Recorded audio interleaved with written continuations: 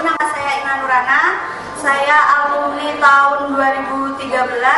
Saya masuk di AMG, Akademi Meteorologi dan Geofisika, jurusan Geofisika.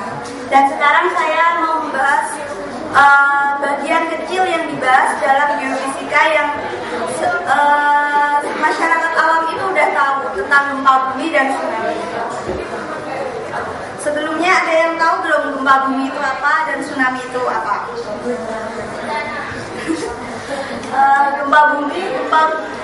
Gempa adalah pergeseran tiba-tiba dari lapisan tanah di bumi di bawah permukaan bumi. Ketika pergeseran ini terjadi, timbul getaran yang disebut gelombang seismik.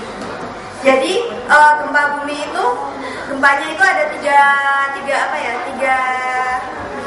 bagian. Ada yang tiga pola, ada yang gempa itu naik, ada yang gempa turun, dan ada yang bergeser. Kenapa di Bantul itu kemarin gempanya sangat hebat? Itu ternyata saya juga baru tahu kemarin. Jadi dulunya Bantul itu merupakan sebuah cekungan yang terisi oleh tanah. Jadi Bantul itu tanahnya belum benar-benar padat dibanding dengan tanah yang lain. Jadinya kalau ada gempa atau ada getaran sedikit aja, itu guncangannya akan terasa sangat parah dan dampaknya pun sangat parah. Indonesia ada di warna hijau. Jadi Indonesia itu terdiri dari 3 lempeng besar dan 1 lempeng kecil. Indo-Australia, Eurasia, Pasifik, dan lempeng kecilnya itu lempeng Filipina. Ini peta tektonik dan gempa bumi di Asia Tenggara. Jadi yang merah itu merupakan deretan gempa bumi.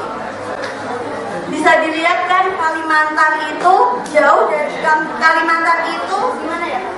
Jarang terjadi gempa, bahkan tidak pernah terjadi gempa. Makanya itu di Kalimantan yang sebesar itu hanya ada stasiun geofisika. Hanya ada 1 stasiun geofisika di Balikpapan. Itu yang merah itu gempa yang besar. Terus yang hijau itu yang menengah. Ini. Gempa dapat terjadi kapan saja tanpa mengenal musim. Meskipun demikian, konsentrasi gempa cenderung terjadi di tempat-tempat tertentu saja, seperti pada batas Selat Pasifik. Tempat ini dikenal dengan lingkaran api karena banyaknya gunung berapi. Terus, apakah gempa dapat diprediksi? Di mana besarnya dan kapan? Terus ada juga pertanyaan, di mana gempa akan terjadi? Dapatkah diprediksi? Terus berapa besarnya dan dapatkah diprediksi juga? Ini jawabannya. Jadi, sampai saat ini belum ada metode dan teknologi yang bisa untuk memprediksi kapan gempa terjadi. Jadi, yang bisa kita lakukan cuma memperkecil dampak dari terjadinya gempa. Terus, masih dalam tahap penelitian dan pengembangan, beberapa negara ada yang melakukan prediksi gempa, namun akurasi masih rendah dan belum dapat dioperasionalkan sebagai peringatan dini. Ini bisa dilihat kan parameter gempa bumi yang biasanya ada kalau kita merasakan gempa kan biasanya kita cari pusatnya di mana, terus waktunya, kedalamannya, ya ini parameternya. Terus sekarang tsunami. Ini apa yang bisa menimbulkan tsunami itu gempa bumi tektonik, letusan gunung berapi, tanah longsor, dan meteor jatuh. Kalau tsunami itu bisa berbeda dengan gempa. Kalau tsunami itu bisa diprediksi.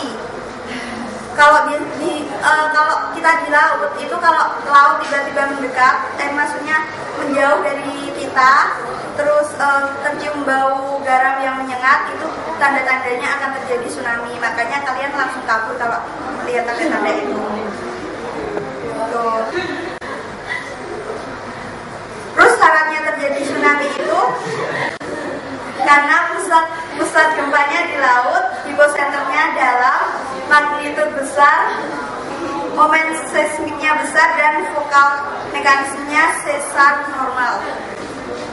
Ini kemarin yang tsunami di Banda Aceh, ini kan bisa dilihat perbedaannya antara sebelum tsunami dan sesudah tsunami. Ada kan bedanya? Yang ini semakin hilang kan? Itu. sudah selesai. Itu merupakan bagian kecil dari apa yang saya pelajari di geofisika, karena berhubung saya baru 1 semester, jadi baru